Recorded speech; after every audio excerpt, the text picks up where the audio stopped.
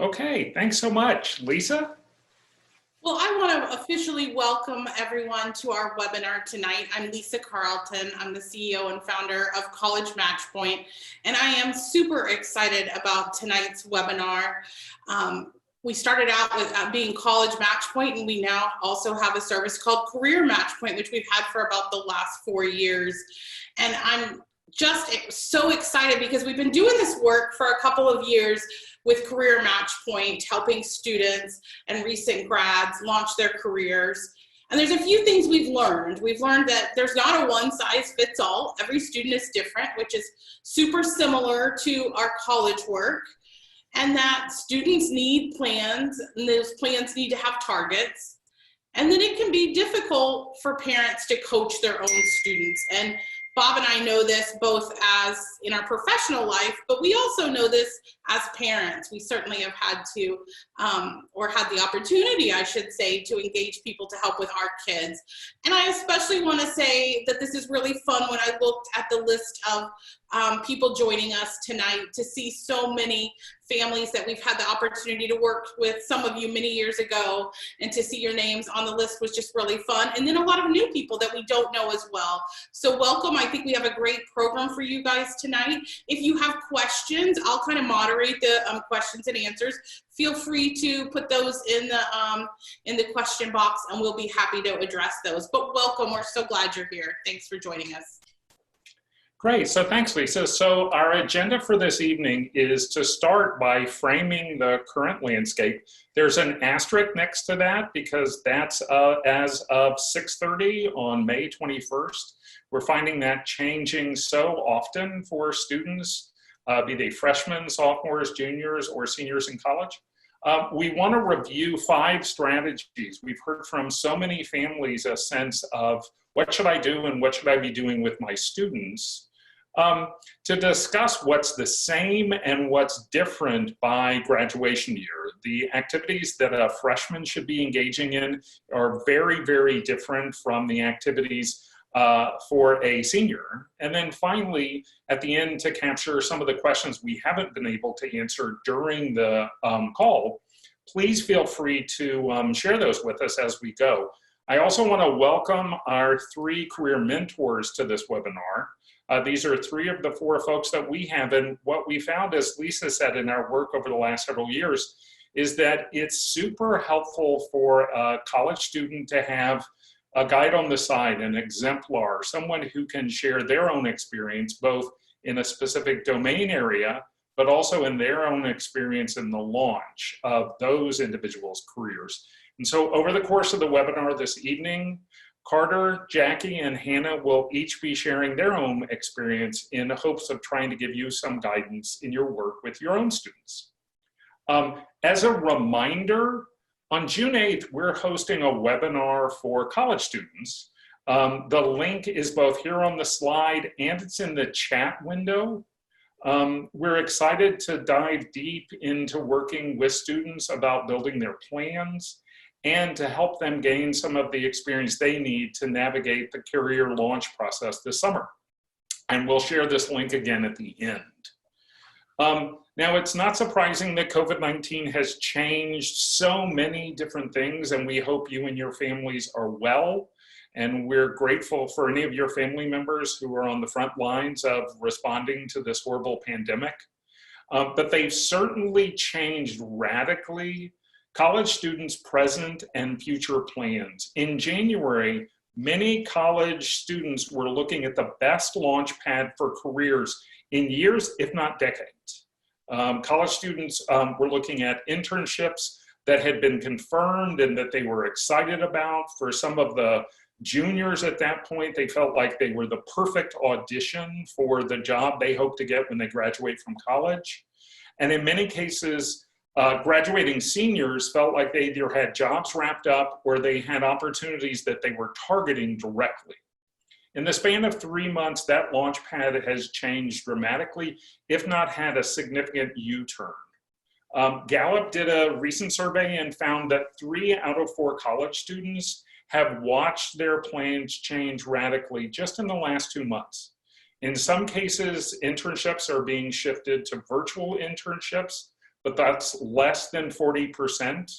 In some cases, unfortunately, job offers have been rescinded, though I'll show you in a minute that there are companies still hiring very actively.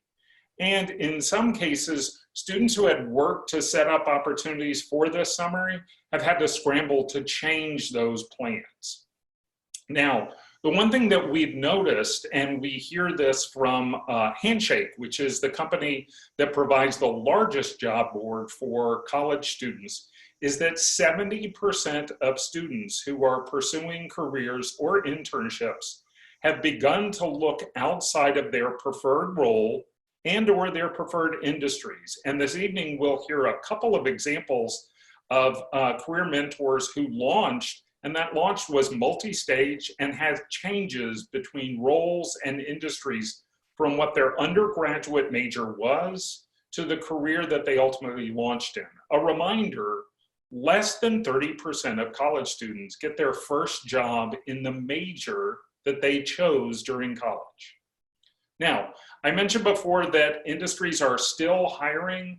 This is from Handshake, as I mentioned. More than 1,000 schools across the United States use Handshake for their job postings.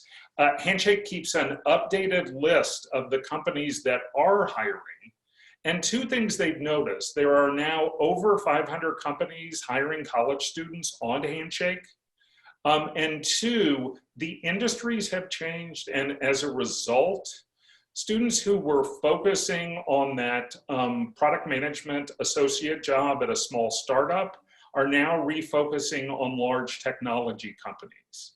Students who were focusing on maybe getting an internship at a high fashion company are now focusing on medical device companies or medical equipment companies.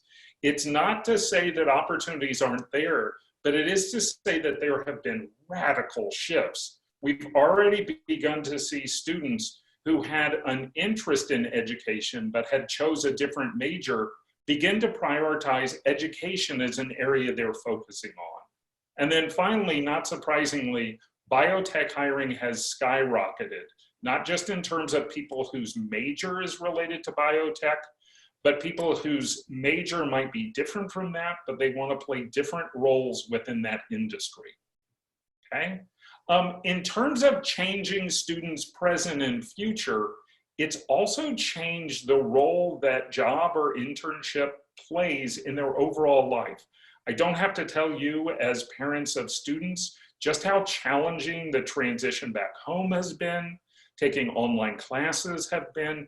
It's been challenging for students' physical health, mental health. It's certainly been challenging for some families. We had one parent jokingly say that they're going to have a calendaring system for the public spaces in their house, that they felt like 3 different family members wanted to schedule the kitchen for a webinar, and that they actually had to say, okay, who has priority here? It's a balance. And for many students, they're finding themselves caught in a limbo that they really are struggling with.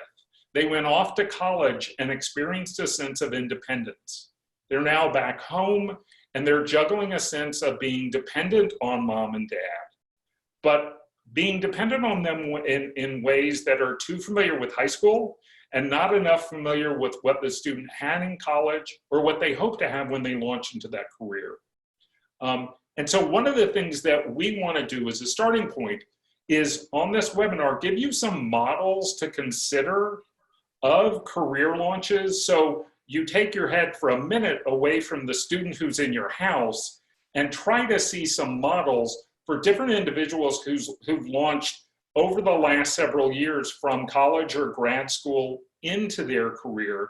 So you can understand that there is not one size fits all. There's not one model. There are multiple models. And we want to start by asking Hannah to talk a little bit about her career launch and the sort of reality of career launches not always being straight lines. So Hannah? Hi, everybody. Can you hear me okay? Sure. Okay, awesome. I was thinking about how to frame my career path, and when I saw the slide that Bob and Lisa created for me, I think that this is actually perfect. I've kind of had a interesting zigzag of a journey, and I was trying to think through as as I was thinking about how I would talk about it, I was thinking, what are the commonalities in my path from where I started to where I am now? And so I'm going to kind of talk through what I think has carried me through the different things that I've been doing from where I started to where I am right now. So where I am right now is I'm a product lead at ShipStation, which is an e-commerce company that helps people ship efficiently. I started with a chemistry degree, so we're going to take that interesting journey.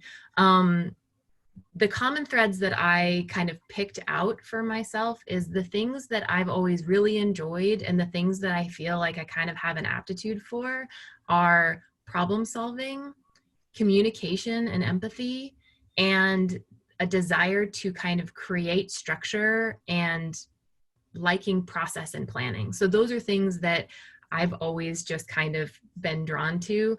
As a kid, I really loved riddles. I loved solving problems.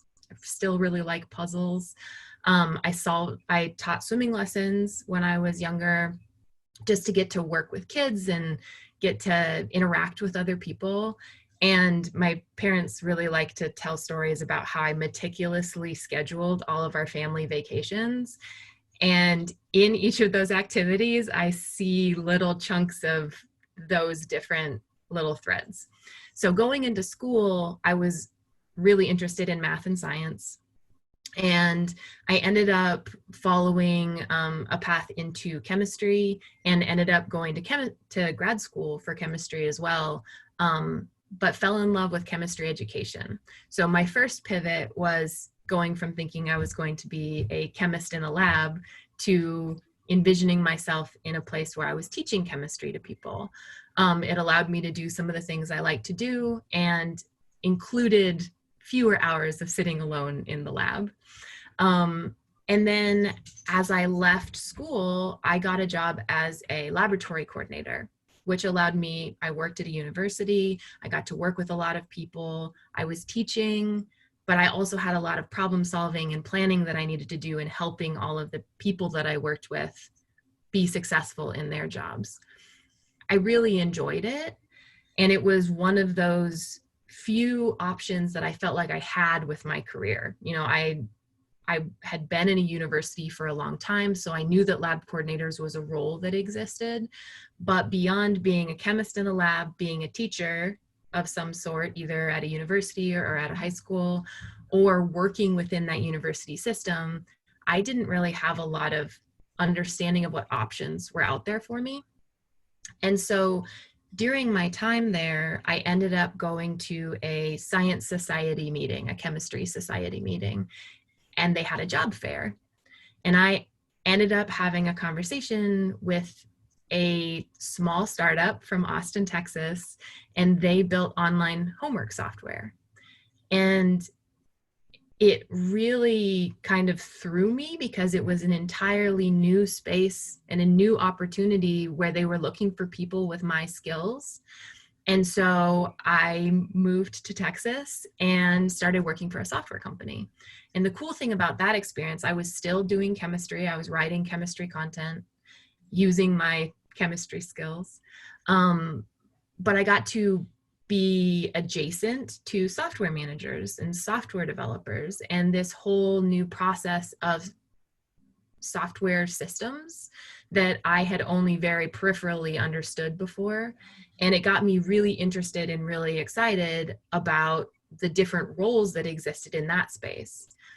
And so through being able to watch and learn more about how people made software, I got really excited about that and moved from being a content developer where I was writing chemistry content. I moved into a product manager position for chemistry. So I was adjacent to the things that I had been doing. I understood my market because I was serving people who were like me, but instead of building the things as a content creator, I was talking to markets about what kinds of things we should build for them and thinking about how software could solve some of their problems.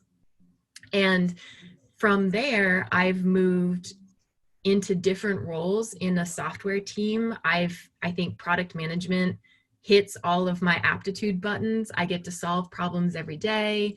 I get to coordinate with lots of people. I get to create lots of process, and I get to plan out projects. And I get to really empathize with the people who are going to be using the software that I'm developing. And the thing I realized, that stuff is really interesting to me, regardless of the application. I didn't need to be doing that in a science field for people who are even doing education. Making the jump to an e-com product was a little scary for me because I didn't know if I would be good at my job outside of that science frame that I had always put around myself. But I have found that I am just as good at my job in this completely new world. I have to ask a lot more questions, but it's pretty cool being able to take something that I thought was so focused on a specific lane where I was going to be a chemist in a lab, and I'm doing something so completely different now. And I'm really, really happy doing it. And it still hits all of those aptitude buttons that I was really interested in at the very, very beginning, even when I was a kid. One last thing I want to say is that I am not the only person who's had this zigzag path. My husband and two of my best friends also have chemistry degrees. Only one of the four of us are actually chemists. Two of them are software engineers, and I'm a product manager.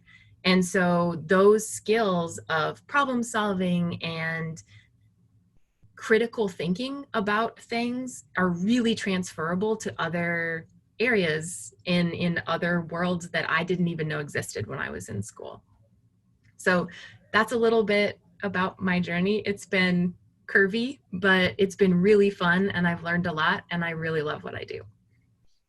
Great, thanks so much for sharing that, Hannah. And I think all of us see the sense of not only is it curvy, but the sense that those aptitudes really, really guided Hannah's progression. What we'd like to do this evening is dive into the 5 strategies that we feel like might be super effective for you and your students.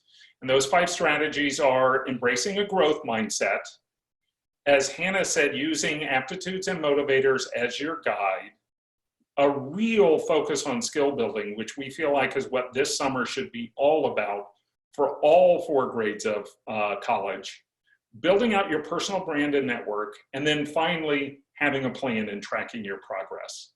Now, a growth mindset, many of you may be familiar with the concept of a growth mindset. I think it addresses profoundly where so many college students and their parents feel right now, a sense of they might be obsessed with that one fixed outcome, that one perfect job that they've been focusing on for 3 years or 2 years of college. And we want to instead suggest that there's an alternative to that, that rather than focusing on that fixed trait, that outcome, there is this idea of what Carol Dweck, who's a Stanford psychologist, has termed a growth mindset. The opportunity that a student may not be at that job yet. Carol has a great TED Talk where she talks about the power of yet. That when a student has an intention, when an adult has an intention and a focus, that opportunity to embrace that growth mindset and to develop themselves to get to the place where they feel a sense of resilience, a sense of confidence. This is a good summary of the 2 contrasts we've already seen with some students who've been involved in their career launch, that oftentimes they can give up, they can feel frustrated, they can feel like their potential is predetermined. As Hannah was saying, they might think, well, the only jobs I can have as a chemistry major are X, Y, or Z. But instead to really think about a growth mindset, the opportunity to try new things, the opportunity to be inspired by the success of others and gain feedback from them. So if that's strategy number 1, the second strategy, and I think we've all seen this, Hannah talked about it in the trip she enjoyed taking when she was growing up, is that students need a map. Particularly right now when things can feel so stressful, students need to be able to plot this out step by step. And if we use this map metaphor, then I want to start by suggesting to you that the choice of a college or a major or a class schedule is just their trailhead. It's not the map. Choosing to go to college at a specific school only suggests where you'll start your hike, your map. Your major choice, as I said, only less than 30% of students take their first job out of college in their major of choice. And then their class schedule may be a great opportunity for it, but I'll tell you, we hear from students over and over again that class schedules might be part of a map, but just as important is what they do outside of the classroom. We feel like the compass for this map is aptitudes, engagement, and energy. Now, it can be challenging for some students to really articulate what they feel like their aptitudes are.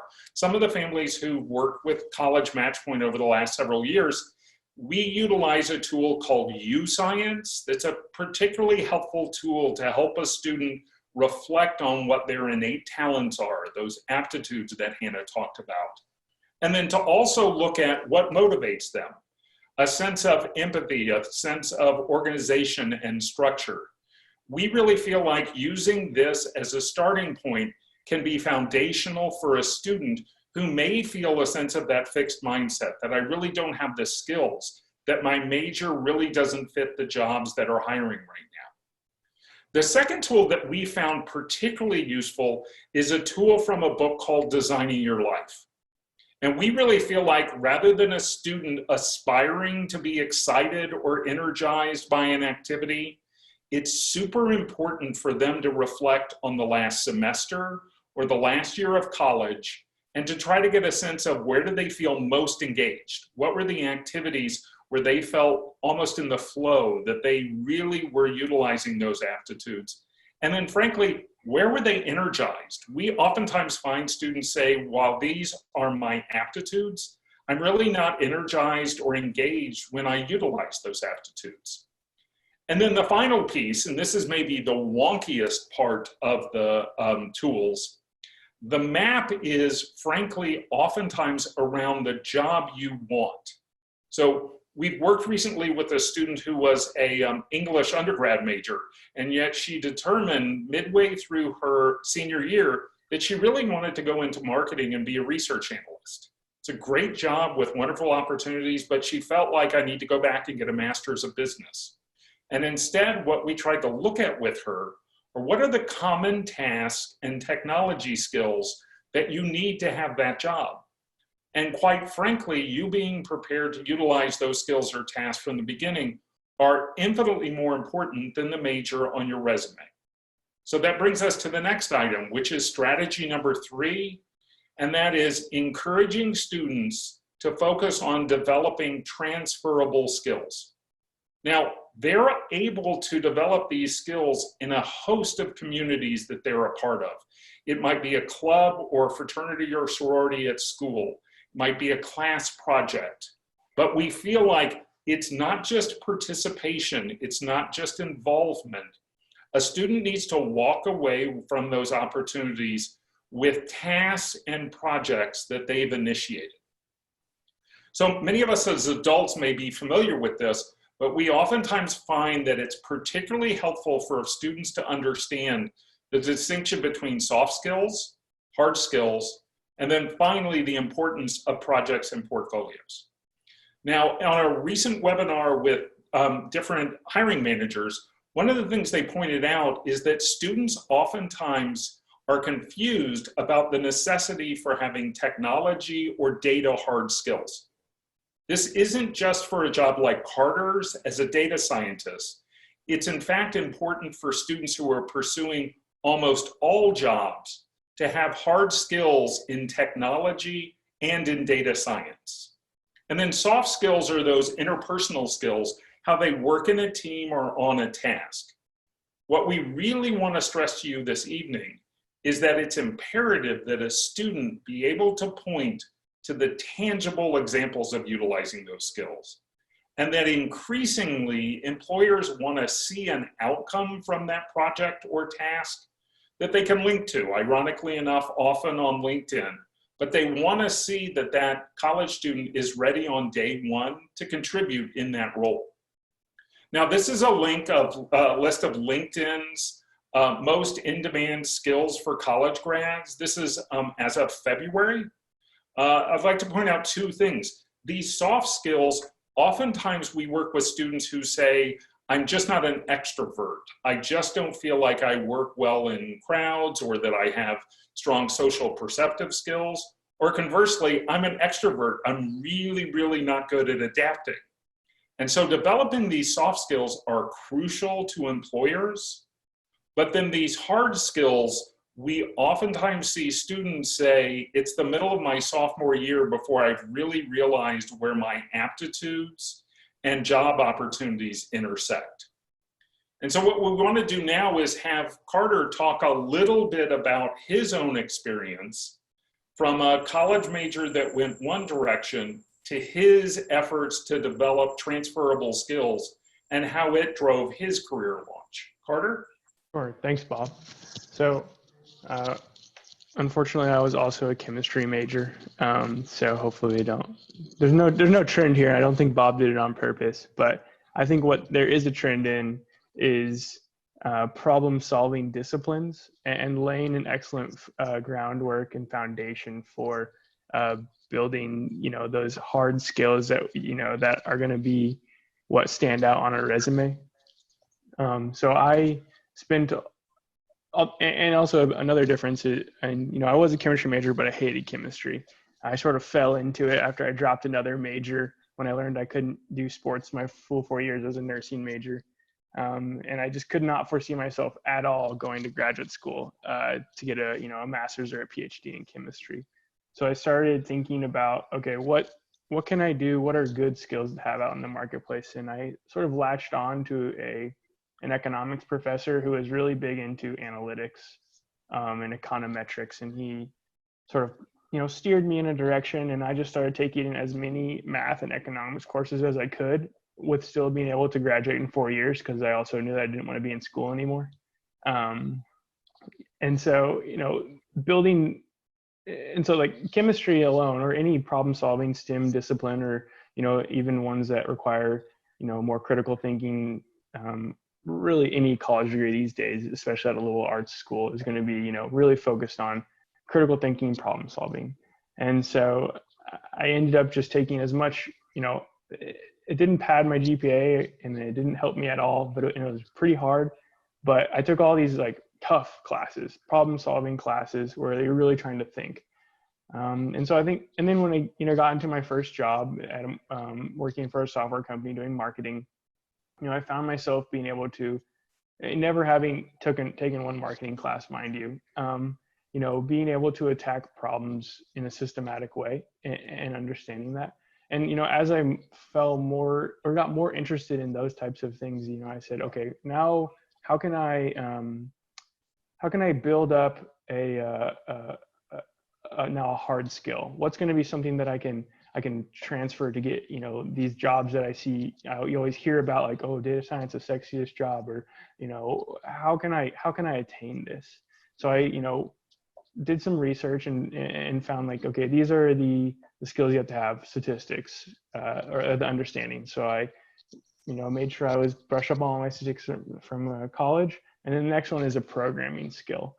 And so that I had no experience in at all, but I sort of just took it upon myself. Hey, you need to learn this. And it was really hard. And it's hard to learn when you have one job and you're trying to do something else. So I ended up going back to graduate school. And in my mind, this was more of a technical training. Now, it was a master's of science, but it really truly was a technical training. And in there, I'm not learning really any new of these soft skills. My whole mindset was to come out with these marketable skills that are going to, sit at the top of my resume, and people can understand that he knows how to do these things. And along with that is this portfolio that Brad talked about. Graduate school and now even in undergrad, I'm getting resumes of students who they have attached the research projects that they've done either on their own or through a senior capstone program. And I think that's incredibly valuable, and Bob really nailed it there.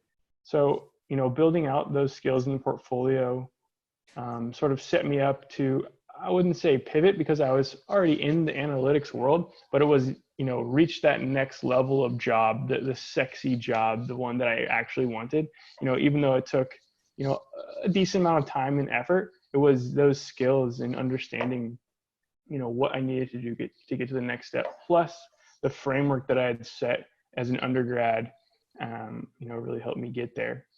And now also looking back, I think that, and it is nice to look back now and pretend like this was all planned and say, I was taking these classes, but really I had no idea. It would have been nice to have someone, giving me that map or something like that. But I think that, the skills, the soft skills are incredibly important, and some are natural and some come, I think, through grit and determination. If you think that you can, achieve something, then, what are the steps to take to get there? And that, really helped me get to a point where I could say, okay, these are my skills. And then also part of it is, getting into that job, the hard skills can get you in there, but advancing and moving up and, increasing your value to the company, I think a lot of that can lean on your soft skills as well. Knowing when to chime in a meeting, or knowing how to, leverage your skills to take over a project or do something much better. Great. One follow-up question, Carter. Sure. You've now transferred to a place where you are actually hiring college grads. That's and correct. I'm curious, how important are their transferable skills in your evaluation of them as hires on your team? Mm-hmm. So there's two types of roles that we're hiring for a lot of the times. One is sort of this generic business intelligence engineer. And those people we look for, the major is, it does not matter at all. We're just looking for smart people, which is sometimes hard to, get through in an interview, but if you come to us for connection. And so the transferable skills there are, good business understanding and critical thinking, plus strong Excel skills and the willingness to learn. We spend a lot of time in SQL and Python and R. And so the other role that we always are often hiring for is a data science role. And so those skills, you look for the harder skills, but, sometimes it's difficult to prove those skills. So we don't mind people coming in with something with just a good framework and a portfolio, or having like at least one project to their name to be able to show us, okay, this person knows what they're doing. And granted, those jobs are higher paying, given the same level of education coming out, because they do have those some more harder skills, I guess you could say, when we talk to them. Great, thanks so much, Carter. And again, such a helpful discussion of, in many ways, the distinction between a college major, sort of a trailhead, if you will, and then the way you focused on developing transferable skills throughout both college and your initial jobs. So the fourth piece that we want to talk about, frankly, is students building their own personal brand and their network. Now, I'll confess that Lisa and I and other parents of recent grads oftentimes gravitate towards, well, you need a good resume and you need a good cover letter. And the truth is, no college student right now or no recent grad lives in a world where a resume or cover letter will make the difference. In a minute, we want to talk about what is the now foundational piece of that. But then the second thing that we've increasingly seen as we've worked with students looking for their first internship or a job as they launch out of college is the absolute importance of building a network during the student's college life. And in a minute, we'll share with you some pretty startling statistics that reinforce how important that network is. So let's start with what exactly is a personal brand. It certainly sounds like a buzzword, and it is simply the opportunity to market yourself and your expertise. Carter just mentioned it a bit in terms of when he interviews recent college grads. How are they communicating their skills? How are they communicating the projects that they've been involved in? And what we hear again and again from hiring managers is that LinkedIn is foundational. It is the central way in which employers and the central way in which networks connect with a student's professional experience. There are two aspects that we're all familiar with, and that is resumes and cover letters, but those are oftentimes nowadays customized to the targeted job that the student is applying to. And so to do that, what we want to do briefly is talk a little bit about an area that students should focus on this summer, and that is either building out a LinkedIn profile or in many cases, beginning to add networks and skills and projects to that LinkedIn profile. Now, a couple of statistics as we mentioned. 70% of hiring managers think skills are much more important than the name brand of the college. Now, I know it's easy to focus on the exceptions to that rule. The highly technical jobs that are focused on college grads from a small set of schools, and they absolutely exist. So we're not in the position to say name doesn't matter at all. For many students, name is crucial. But what hiring managers are pointing to is a wish that students would focus more on skills and projects. And LinkedIn is a tool built explicitly for a student to highlight their skills and projects, and in some cases, to have recommendations or endorsements that reinforce those skills.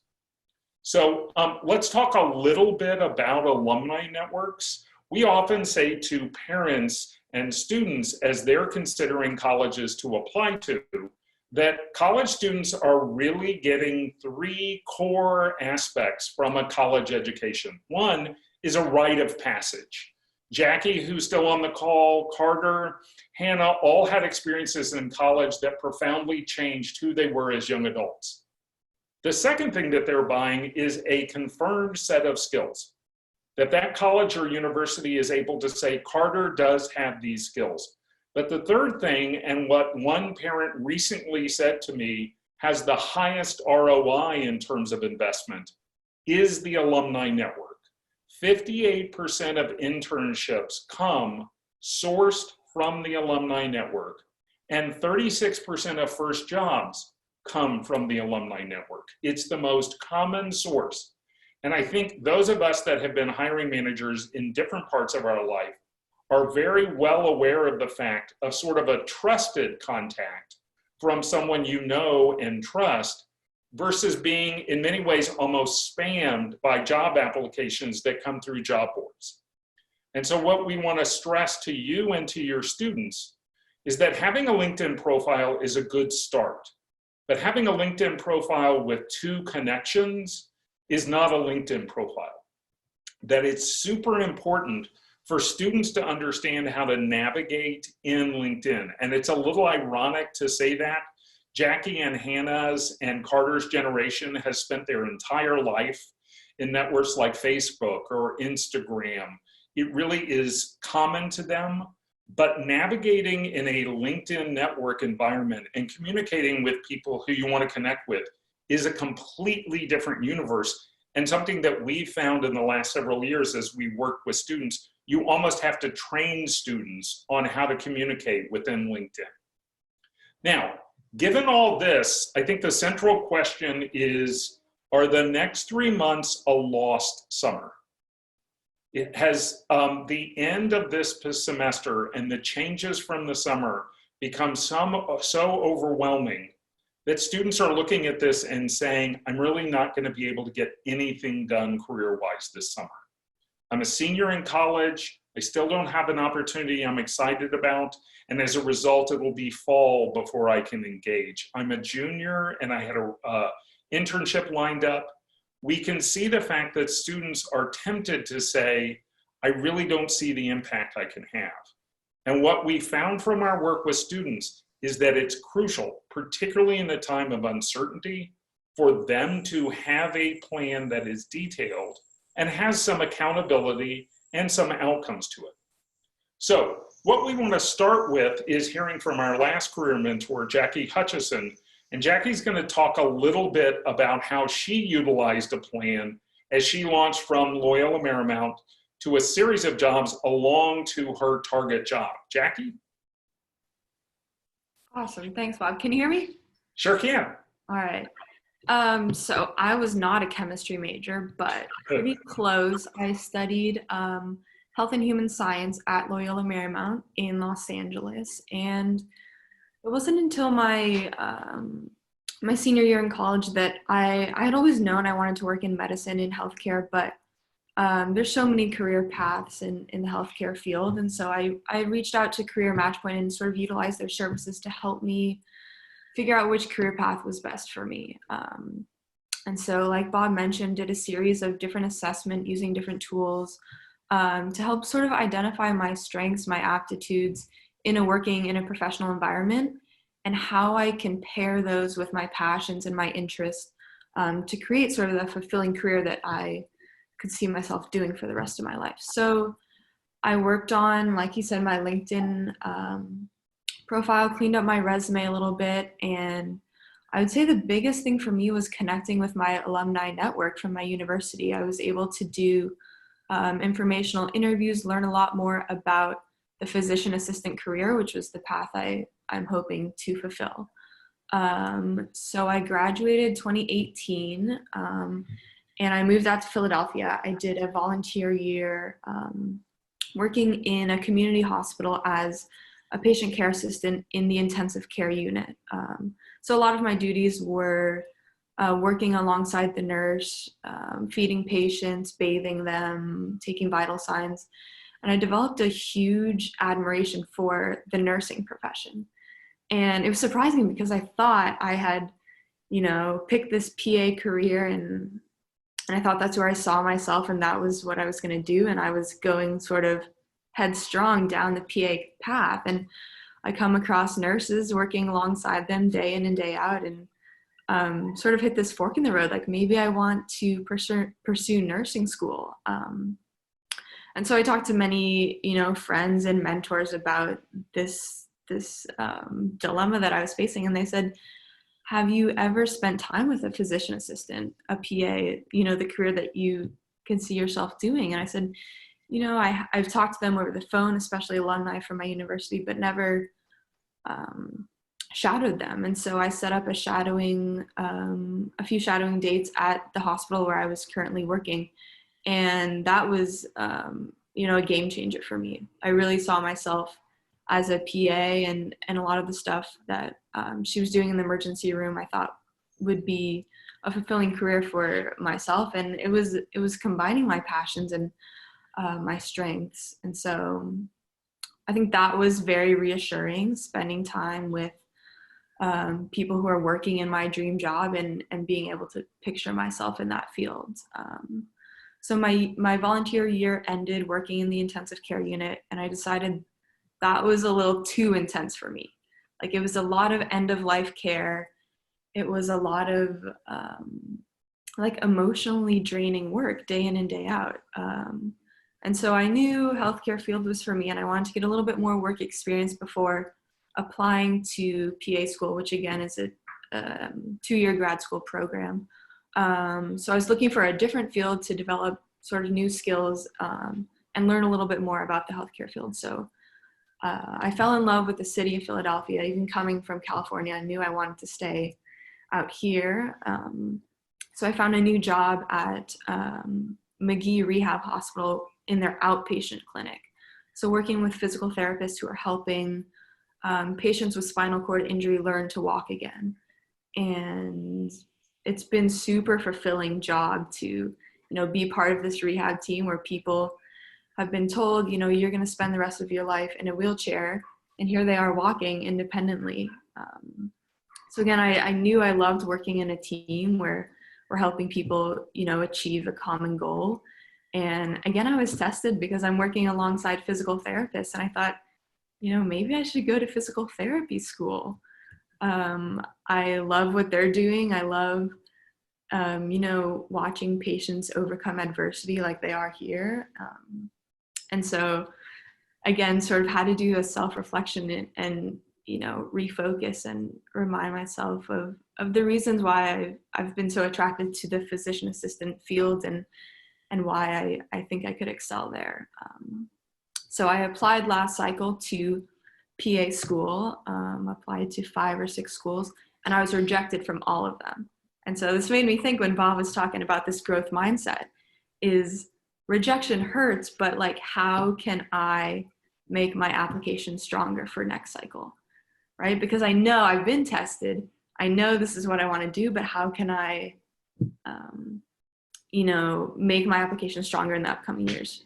So I reached out to the admissions directors at a few of these schools, and they said, you can really work on your science GPA, right? Getting better grades in these prerequisite classes. So I just last week enrolled in a few more classes at the local community college, and will continue working at the outpatient physical therapy clinic with these people who are overcoming spinal cord injuries. And so I have the end goal in mind, is I really would like to be a physician assistant, but how I'm getting there continues to change, and I'm finding new interests and new passions, hopefully developing new skills that will ultimately lead me to the end goal. But I would say that my path has continued to change, year to year, month to month. So for me, it's really almost like a trial and error process. I like this and I don't like this, and I'm tested by working with other healthcare professionals and develop huge respect for what they do, but is that where I see myself? So it's easy to say the journey is not linear at all.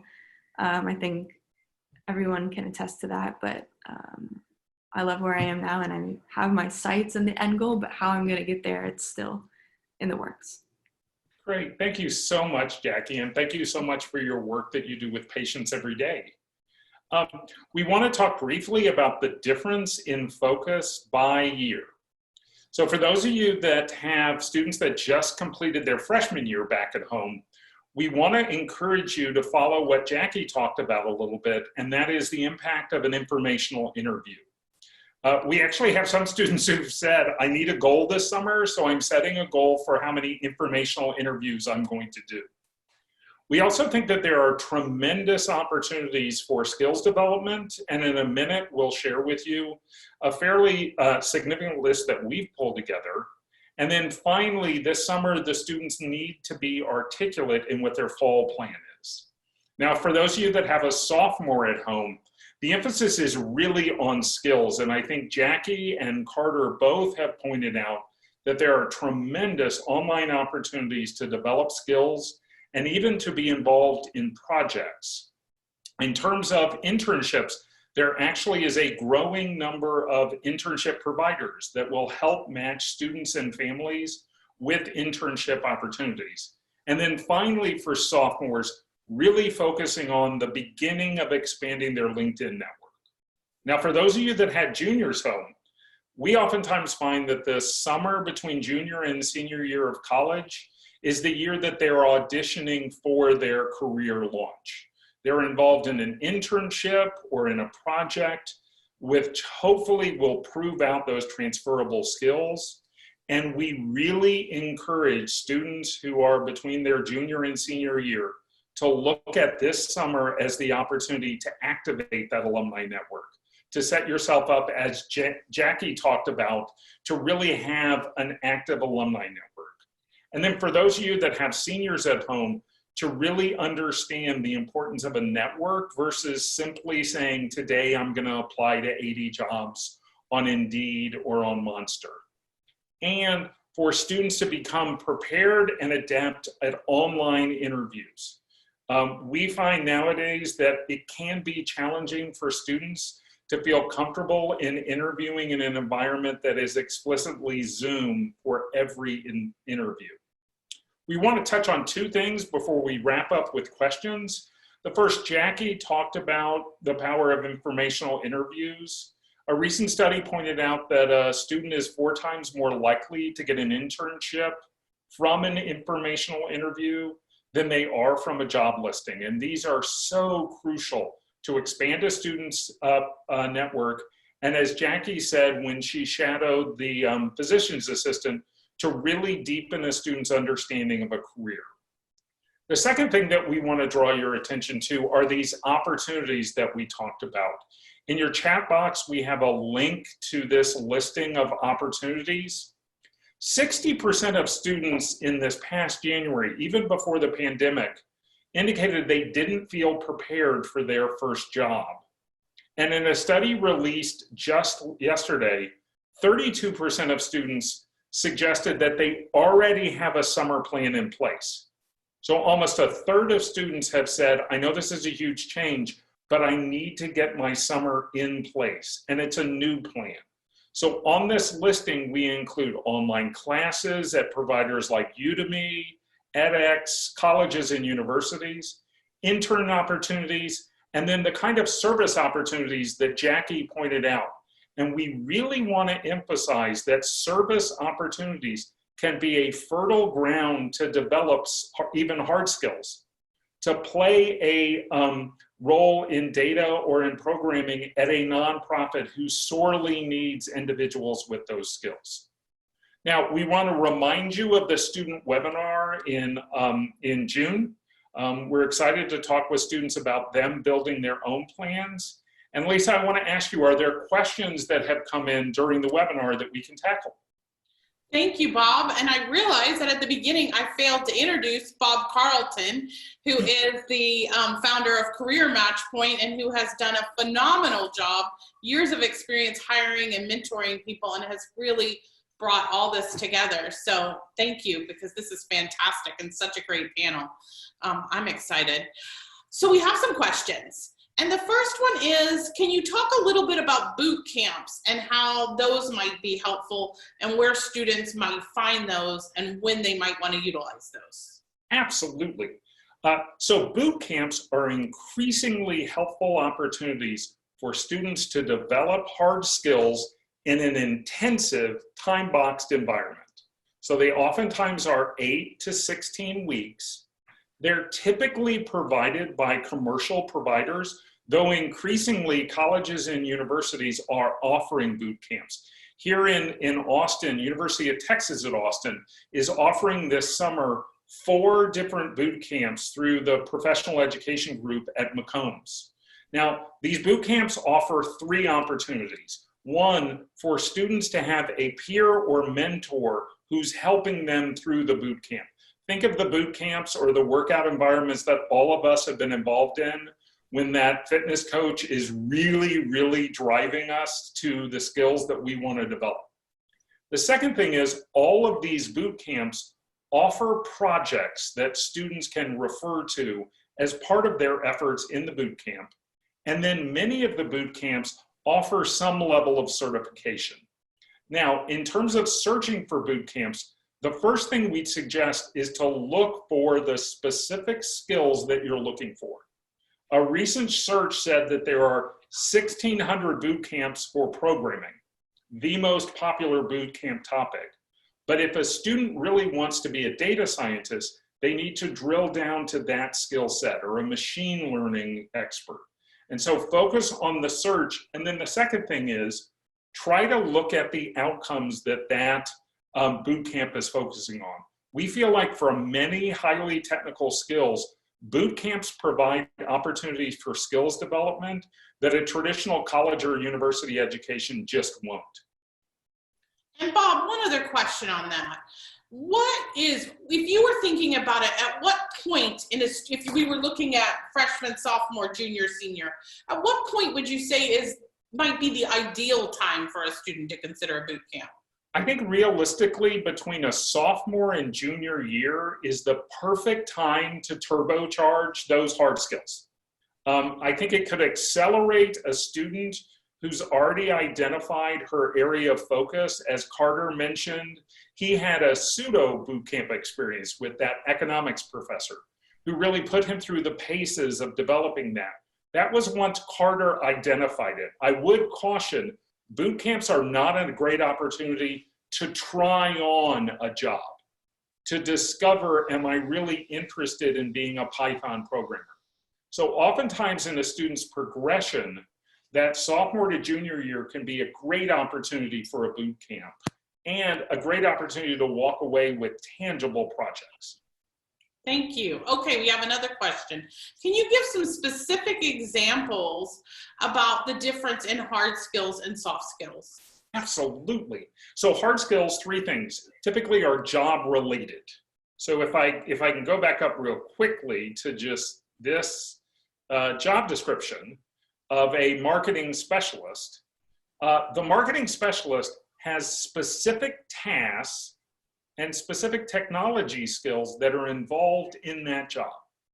And so we oftentimes say that hard skills are the job-specific skills that they hope you can do from day one. They're the what you're doing, hard skills. Soft skills are how you do it, how you perform as an individual, a team member, your communication skills, your teamwork. And so increasingly, when a student is looking at a job, you can identify the tasks, technology skills, and hard skills. And in our work with students, one of the things we help them do is build a plan so they're driving this development of hard skills. Oftentimes, colleges and universities maybe drive knowledge acquisition, but a student needs their own plan to develop the skills and task mastery that will make the difference when they get hired by a company that's hiring. Terrific, thanks. Okay, and feel free if anybody else has any questions to put them in here. The last question was around what you talked about, alumni networks. And so the question that the person has here is how would you know if your college has a strong, what colleges have the strongest networks? And I guess I would love to also hear, how do you access that? Because we certainly see that with not always knowing how to access that. Yeah, so two things. One, alumni networks are now prominently featured on LinkedIn. No matter the size of a school, if it's a school with 800 undergraduate students or 80,000 undergraduate students, colleges and universities understand the importance that particularly parents put on that school having a robust alumni network, and increasingly that robust alumni network existing on LinkedIn. So as a starting point, students can oftentimes just do a search on LinkedIn and become a member of their alumni network. That is to some extent the starting point of them becoming a part of the network, not the end point. Because a network doesn't really make sense if you're a member of it, but you don't have other contacts. And so there are three avenues that we encourage students to focus on. The first one is the on-campus career services. As Jackie said, being able to go to career services and say, I'd like to do alumni interviews with former students who are positions assistants. I'd like to really understand what they're involved in. Every career services manager in America would love that level of specificity. The second— Can I add something? Yeah. Add something real quick. Alumni love hearing from current students at their same school. I had a few people say, do the hot dogs still suck at the cafeteria? How's the baseball team doing? Like, they love this common thing. And so I think if you reach out to your alumni, they are happy to help you in any way possible. Great, thanks so much, Jackie. And then the third place that students can look for alumni networks are frankly asking people when they connect with them, who else should I connect with? This is a network. Think of Facebook or Instagram. It's all about friends connecting you with friends, connecting you with friends. Alumni, the end of an informational interview with a former student at your college is, who else should I talk to and can you connect them to me? And so one of the things we do when we train students is really train them how to navigate the alumni network and navigate on LinkedIn because it really is a very different mindset.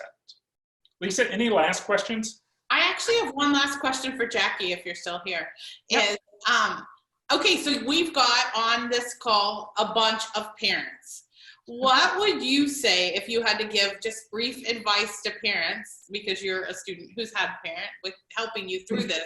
What do you feel like parents can do to help their student, and what do you feel like maybe is not as helpful? it's almost like a happy medium. So you have some parents that are very involved, right? And some who are not at all. And I think at different times, especially when you're trying to decide a career, you're trying to figure out your future after school, there's times when I needed to just live and learn. And mom can tell me whatever she knows, but I needed to live it and experience it to learn it that way. And there's other times where I call her or talk to her and really need advice. And it's it's almost like supporting your child and letting them know that you're there for them, but not overdoing it. And I know that's super hard. I'm not a parent myself, so I can't speak on that, but it's been so great to know that my mom supports me from, back in California, but in a way that allows me to grow and learn on my own, but fall back on her if I need it. So I think it's difficult and it takes time. Sometimes you overstep or you don't feel like I don't have enough support. But as I've grown in my career and taken on these different positions, I've been lucky enough to feel supported the entire time. Terrific. Thank you, Jackie. And thank you all. Bob, any last things? No, thank you all so much for taking time out of your busy schedules. We'll be sharing a recorded version of this webinar as a follow-up, as well as the links for both the student webinar and for the summer opportunity listing. Please feel free to reach out to Lisa or I if we can help you and your student in any way. And again, thanks and good luck with you and your students on what can be a hugely pivotal summer.